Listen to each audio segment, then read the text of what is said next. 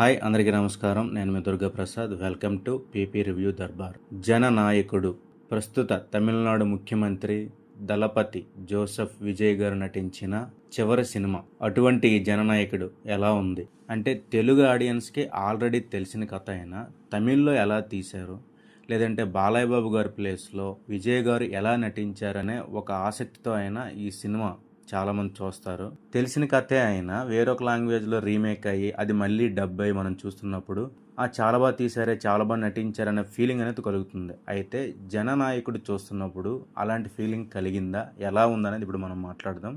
First ప్లస్ల గురించి మాట్లాడదాం, తర్వాత మైనస్లు మాట్లాడదాం.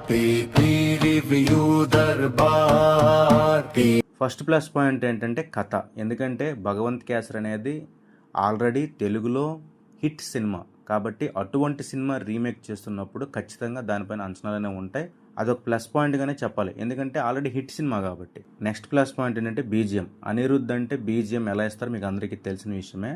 ఈ సినిమాకి వేరే లెవెల్లో ఇచ్చారు, ఎక్సలెంట్గా ఉందన్నమాట, చాలా బాగుంది బీజిఎం. నెక్స్ట్ పాయింట్ ఏంటంటే పాటలు బాగున్నాయి. ఇంకో విషయం ఏంటంటే దళపతి కచేరీ అనే సాంగ్ మాత్రం చాలా బాగుంది. అది ఆడియోగానే కాకుండా వీడియోగా చూసినప్పుడు కూడా చాలా బాగుంది. ఇంకా సినిమాలో ఏంటంటే చివరికి యాడ్ చేశారు, అంటే లాస్ట్ డ్యాన్స్ బిట్ అని ఒక బీట్ యాడ్ చేశారు, అది చాలా బాగుంది. అందులో చాలా బాగా చేశారు, విజయ్ కూడా చాలా బాగా వచ్చింది ఆ సీక్వెన్స్ మొత్తం. నెక్స్ట్ విషయానికి వస్తే ప్రొడక్షన్ వాల్యూస్. అంటే మీకు పెద్ద హీరో అంటే మరి ఆ వాల్యూస్ ఎలా ఉంటాయి మీకు అందరికీ తెలిసిన విషయమే. అయితే ఇందులో ఎక్కడ కూడా తగ్గలేదు, చాలా బాగా ఖర్చు పెట్టి తీశారనమాట. నెక్స్ట్ విషయానికి వస్తే కొరియోగ్రఫీ కూడా చాలా బాగుంది. ఎందుకంటే శేఖర్ మాస్టర్ గారు చాలా బాగా డిజైన్ చేశారనమాట. అంటే ఆ పాటకు తగ్గట్టు విజయ్ గారికి తగ్గట్టు చాలా బాగా డిజైన్ చేశారు, చాలా బాగుంది కూడా కొరియోగ్రఫీ. ఇక మైనస్లోకి వెళ్దాం. ఫస్ట్ పాయింట్ ఏంటంటే కథ. అదేంటి మనం ప్లస్లో కథ అని చెప్పి మళ్ళీ మైనస్లో కథ చెప్తున్నామంటే, ఎందుకంటే ఆల్రెడీ తెలిసిన కథ అయినప్పుడు కొంతమందికి బోర్ ఫీల్ అవ్వచ్చు. ఆల్రెడీ మనం చూసిన కథ మనం ఎన్నిసార్లు చూస్తాం, ఏముంటుందో అని ఒక ఫీలింగ్ అనేది కలగవచ్చు. అంటే తమిళ ఆడియన్స్కి ఇది ఫ్రెష్ కథ అయినా తెలుగు ఆడియన్స్కి తెలిసిన కథ కాబట్టి కొంతమంది చూడడానికి ఇంట్రెస్ట్ చూపించకపోవచ్చు. లేదా ఇంతకుముందు మనం మాట్లాడినట్టు ఈ హీరో ఎలా చేశారనే క్యూరియాసిటీ అయినా ఉండవచ్చు, చెప్పలేం.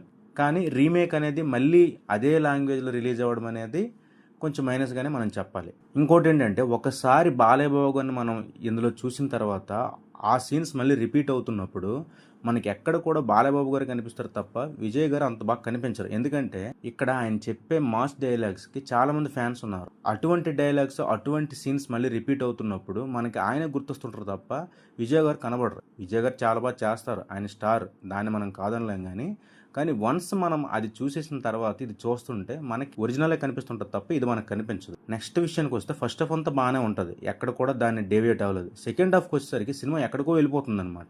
సెకండ్ హాఫ్లో ఒక సీక్వెన్స్ ఉంటుంది, విజయ్ గారి ఫ్లాష్ బ్యాక్ సీక్వెన్స్ ఒకటి ఉంటుంది. ఆ సీక్వెన్స్లో ఒక మహిళ ధర్నా చేస్తుంటుంది. ధర్నా చేస్తున్నప్పుడు వాళ్ళ అమ్మాయిని కిడ్నాప్ చేస్తారు. ఆ కిడ్నాప్ చేసే సన్నివేశం కానీ, ఆ సన్నివేశంలో ఒక మహిళ ఎలాంటి తెగు చూపిస్తుంది అటువంటి సీన్స్ కానీ చాలా బాగా తీశారు. వాళ్ళందరినీ హీరో కాపాడే సన్నివేశం కానీ చాలా బాగా తీశారు, అదంతా చాలా బాగుంది. కానీ డ్యూటీలో సిన్సియర్ అయిన ఒక పోలీస్ ఆఫీసర్ విలన్గా మారిపోవడం అనేది, అంటే ఆ సన్నివేశం అనేది అంత డైజెస్ట్గా అనిపించలేదు. నెక్స్ట్ విషయానికి వస్తే రోబోగన్ల కాన్సెప్ట్ అనేది ఉంటుంది. అది కొంచెం కొత్త అయినప్పటికీ స్టోరీ పరంగా ఎక్కడ కూడా సింక్ అవ్వలేదు. ఇంకేంటంటే దాన్ని పెట్టడం వల్ల కథ ఎక్కడికో వెళ్ళిపోయింది, అంటే కథ డీవియేట్ అయిపోయింది. ఎలా ఉందంటే ఎంచుకున్న కథకి అక్కడ చూపిస్తున్న కథకి అసలు పొంతన అనేది కుదరలేదు. ఏదైతే కొత్తదనం చూపించాలనుకున్నారో ఆ కొత్తదనానికి ఈ కథకి మ్యాచ్ అవ్వలేదు అసలు. నెక్స్ట్ విషయానికి వస్తే ఈ సినిమా అనేది యాక్చువల్గా తమిళనాడు ఎలక్షన్స్ ముందు రిలీజ్ అవ్వాలి, కానీ అవ్వలేదు. ఒకవేళ అలా రిలీజ్ చేయాలనే ఉద్దేశంతోనే ఎక్కువగా ఏంటంటే ఇందులో విజయ్ గారి పార్టీ పేరు టీవీకని ఎక్కువగా వాడారనమాట. అంటే దాన్ని ప్రమోట్ చేశారు బాగా. మ్యాక్సిమం దాన్ని దృష్టిలో పెట్టుకొని, అంటే ఎలక్షన్స్ని దృష్టిలో పెట్టుకొని కొన్ని సీన్స్ రాసినట్టున్నారు. అయితే అవి కథకి మ్యాచ్ అవ్వలేదు. అంటే వాళ్ళు ఎంచుకున్న కథకి ఆ కథనానికి ఎక్కడ సింక్ అవ్వలేదన్నమాట. ఓవరాల్గా చూసుకుంటే తమిళ ఆడియన్స్కి కూడా, అంటే ఫ్యాన్స్కి కూడా ఇది తెలియని కథ, ఫ్రెష్ కథ అయినప్పటికీ ఇటువంటి క్లమ్జీ సీన్స్ ఉండడం వల్ల మ్యాక్సిమం డిసప్పాయింట్ ఫీల్ అవ్వచ్చు. ఎందుకంటే విజయ్ గారికి ఇది చివరి సినిమా. ఆయన రాజకీయాల్లోకి రావడం అతని ఫ్యాన్స్కి ఒక పండగ అయినప్పటికీ సినిమాలు పూర్తిగా మానేయడం అనేది మింగుడు పడిన విషయం. ఎందుకంటే ఆయన ఇప్పటికీ ఒక సూపర్ స్టార్. ఎందుకంటే అతని గత సినిమాలు కూడా మంచి హిట్స్ ఉన్నాయి.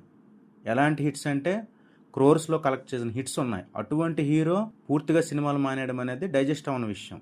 అటువంటి సందర్భంలో ఈ చివరి సినిమా ఎలా ఉండాలి, మ్యాక్సిమం ఫ్యాన్స్ ఏం ఆశిస్తారు, అన్ని హంగులు ఉండాలని ఆశిస్తారు. కానీ అటువంటివి చాలా మిస్ అయ్యేది కాబట్టి ఫ్యాన్స్ కూడా మ్యాక్సిమం నచ్చకపోవచ్చు.